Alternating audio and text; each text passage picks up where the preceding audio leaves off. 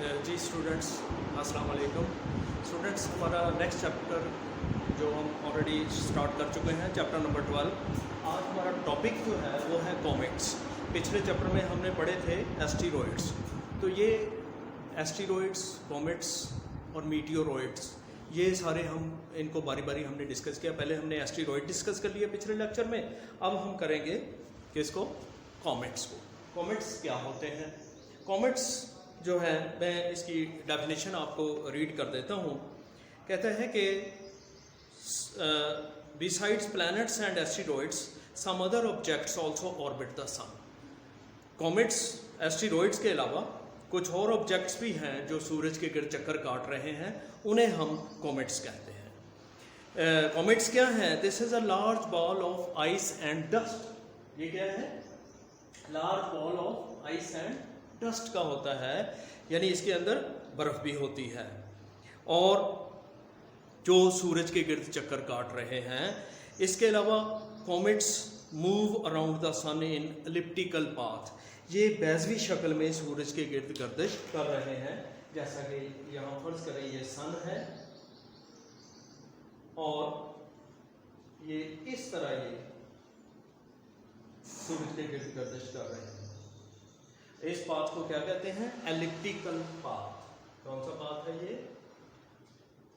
Elliptical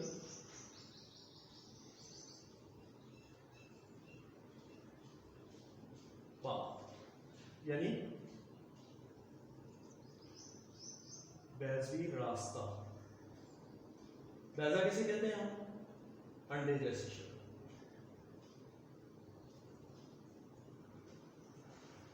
जी, बैजवी शक्ल किसे कहते हैं? अंडे जैसी शक्ल।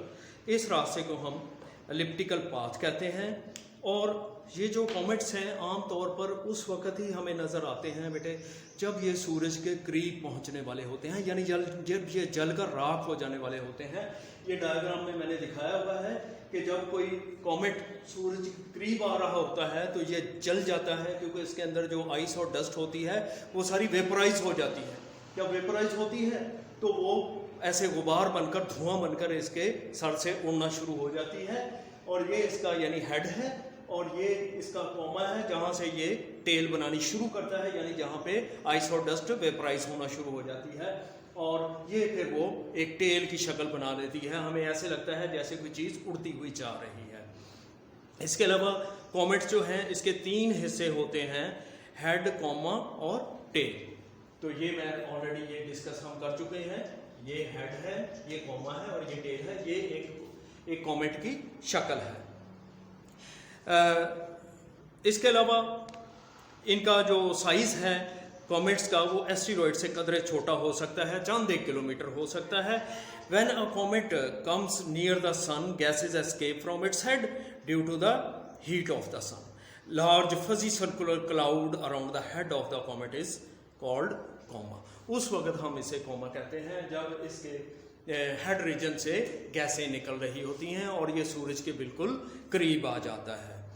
और इसके अलावा during orbiting near the sun a long tail of the gases and dust particles is also seen. ये भी देखी जा सकती है सूरज के जब ये बिल्कुल करीब आ जाता है। That is found behind the comet. Comet के बिल्कुल बैक साइड पे इसकी ये टेल बनना शुरू हो जाती है। This tail can also be millions of kilometres long. ये कई लाखों किलोमीटर लंबी हो सकती है। Tail of the comet points away from the sun. Tail जो है ये जाहिर करती है कि ये सूरज से मुखालिफ सिमत में चल रही है, यानी ये सूरज है तो ये इसके अपोजिट साइड पे टेल बन रही होती है, क्योंकि सूरज की हीट की वजह से इसके अंदर से गैसेस निकल रही होती हैं। Comets far away from the sun bear no tail. जो सूरज से दूर कॉमेट होते हैं उनकी टेल नहीं बनती। क्या वजह है? क्योंकि हीट ऑफ द सन की वजह से ही उनके डस्ट और आइस जो है वो वेपराइज होना शुरू हो जाती है। जब वो दूर होंगे सूरज से तो वो फिर आइस और डस्ट जो है वो वेपराइज नहीं होते। इसके अलावा comet known as comet Halley, वो कॉमेट उस कॉमेट को हम कॉमेट हैली कहते हैं, that has appeared in the sky many times, जो कई दफ़ा हमें आसमान में नज़र आ चुका है।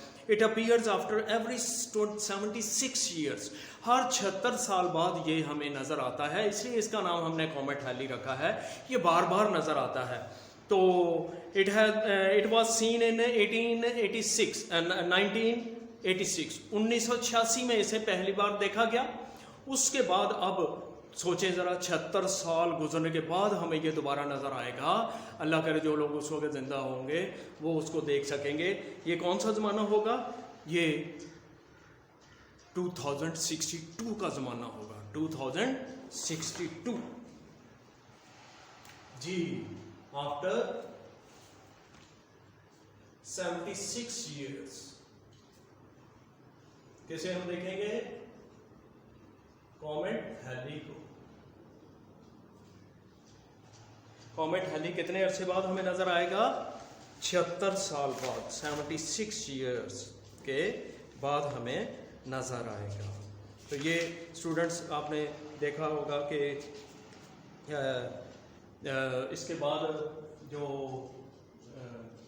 कौन सा ज़माना होगा? 2062। ये इतने अरसे बाद हमें ये दोबारा नज़र आएगा। ठीक है बेटे, तो उम्मीद है ये लेक्चर बेटे आपको समझ आ गया होगा। और इंशाल्लाह ताला हम नेक्स्ट, हमारे सिर्फ 2 टॉपिक रह गए हैं, उनके 2 लेक्चर्स में इंशाल्लाह हम कवर करेंगे। Thank you very much.